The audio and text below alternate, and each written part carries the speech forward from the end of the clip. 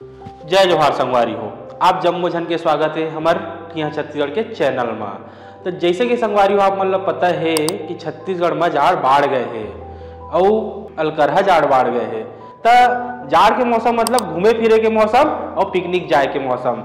लोगन मन तो कहूँ कश्मीर तो कहूँ शिमला तो कहूँ मनाली जाके तैयारी करत है, लेकिन आप मतलब कहूँ नहीं जाना है संगवारी हो। आप मतलब यहाँ छत्तीसगढ़ में ही घूमना है।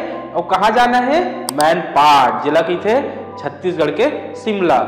सरगुजा जिला मुख्यालय ले 80 किलोमीटर दूरिया में पड़ते मैनपाट। जी हाँ, जब ना पारा लुढ़कते तब बर्फ जमेल चालू हो जाते। जी हाँ, आप मतलब मिल ही मछली पॉइंट, परपटिया पॉइंट, झरना पॉइंट, कई ठन पॉइंट संगवारी हो तुम्हार घूम के आनंद आ जाए तुमल्ला।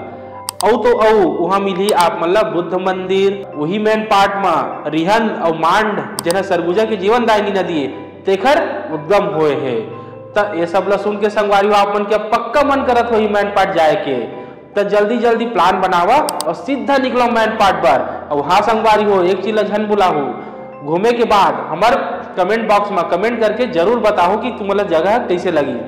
और ऐसे जानकारी पर हमार चैनल ठिया छत्तीसगढ़ सब्सक्राइब करो, फॉलो करो। जय जोहार संगवारी हो।